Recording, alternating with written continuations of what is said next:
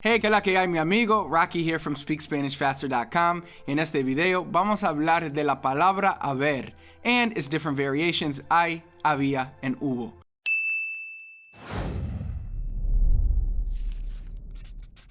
Now, haber is a very tricky word, especially for non-native speakers. That's because it can be used in two different ways. Now, the first way, which I'll be discussing in this video, is the existential form, where it means there is or there are.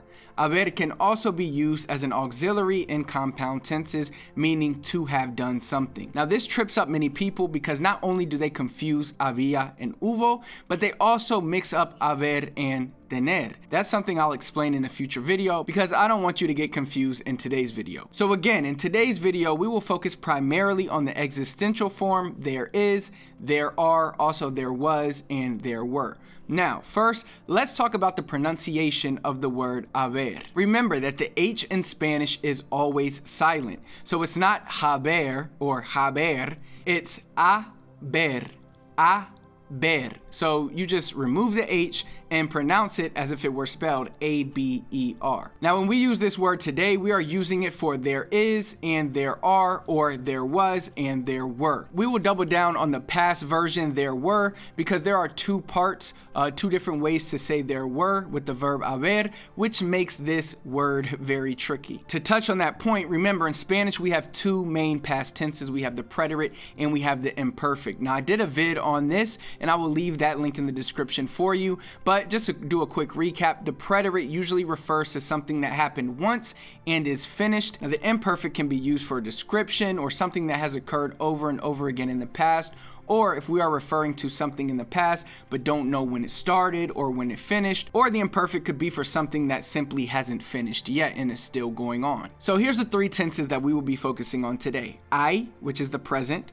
hubo, which is the past, the preterite, and había, which is the past, the imperfect. Now again, había is about the stuff that happens over a loose period of time because it is the imperfect tense of haber. It also means things that happen in the background, such as the description of a setting or something in the past that we don't know when it started or when it finished. For example, había una silla en el cuarto. There was a chair in the room. Or, siempre había muchos niños en mi casa. This is a description, there were kids in my house. So we don't know if the kids are still there. We don't know when the kids were there. We don't really know much. All we know was that there were kids in the house. This is why we use había. Now, the next past tense way you can use haber is hubo. Hubo tends to refer to events taking place during closed, defined amounts of time. Hubo is used to a past event. So let's say something happened once and is over. Hubo una tormenta ayer. There was a storm yesterday. Now, había is used more often because most people use the verb haber to describe a situation rather than simply explain something that happened. And I would say that if we follow the 80-20 rule, I would say that roughly 80% of the time you'll hear había. Because again, many times when someone is talking about what there is or what there were, it is usually for describing a setting or giving a description of a place. Now let's look at some basic examples of all these different variations, and then we will get into a little quiz that can help you know which one to use and why. First, let's look at some basic examples of the present tense. Now, this is super easy. And remember, if you want to say there isn't or there aren't or there wasn't or there weren't, then you would simply add the word no in front of hay, había, or hubo. So, for example, hay un perro en mi casa. There's a dog in my house. Now, if you want to say there isn't a dog in my house, you simply say no hay un perro en mi casa. There isn't a dog in my house. All right, next example. Hay más o menos 50 casas en el barrio. There are more or less 50 houses in the neighborhood. ¿Por qué no hay una cama en tu cuarto? Why isn't there a bed in your room? Now, let's look at some examples of había. Había suficiente vino para los invitados. There was enough wine for the guests.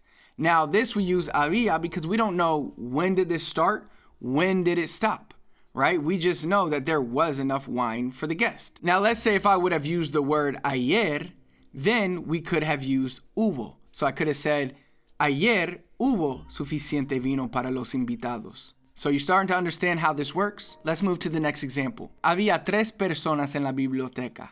There were three people at the library. Again, this is describing the setting or the scenery, the situation. There were 3 people there. And this is how había usually is used to describe a situation. And that's why you will usually see or hear había versus hubo. Now again, hubo is usually final, following the rules of the preterite past tense. So we could say something like anoche hubo mucha gente en la calle.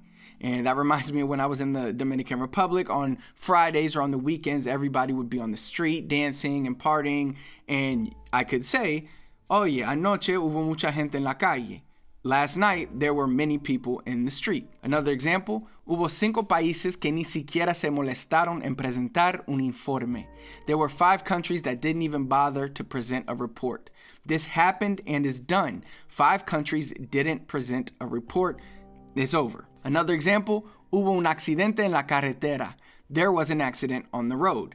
Now, this happened and is finished. The accident happened and is done. Now, here's a point I want to add. In some countries in Latin America and in Eastern Spain, you may see the personalization of haber. This means that you could see habían and hubieron used as the existential form when the noun that follows is plural. In his comprehensive Historia de la Lengua Española, Rafael Lapesa notes this tendency to personalize the existential haber, claiming that the practice of using the plural forms of the verb with plural direct objects is found extensively in Spanish America. He contends that the direct object is converted into the subject of the sentence, causing the verb to agree with the logical subject and number. So for example, you may see habían 2 perros or hubieron 2 perros.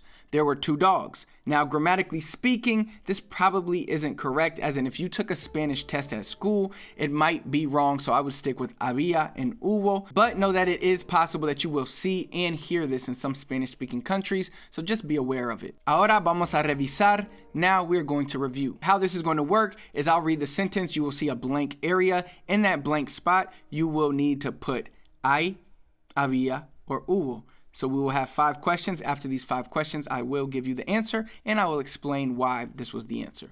All right? The first one, anoche una tormenta. Anoche blank una tormenta. All right? Number 2, cuando entré mi cuarto, blank una araña enorme. Number 3, blank un hombre en la guerra que no fue muerto. Número 4, hoy, blank muchos niños en el parque. Me dijo que blank 3 platos en la mesa. All right, now let's look at the answers. Anoche hubo una tormenta. It happened once. Last night there was a storm. All right, number 2. Cuando entré mi cuarto, había una araña enorme. So this translates to when I entered my room, there was a big spider. Now we use había for this sentence because we don't know when this person entered the room. We don't know if they left the room. And it also describes a setting. Pretty much the spider was in the room. Number 3, hubo un hombre en la guerra que no fue muerto. There was a man in the war that was not killed. So this is something that started and finished. There was a guy in the war and he wasn't killed. So the war was over and he's still alive. Hoy hay muchos niños en el parque. Today there are many kids at the park. So that one's easy because it's hoy, makes it present tense. Today there are many kids in the park. Now the last one, me dijo que había 3 platos en la mesa. We are using había here because this is covering a setting. This is explaining or describing a setting, I should say.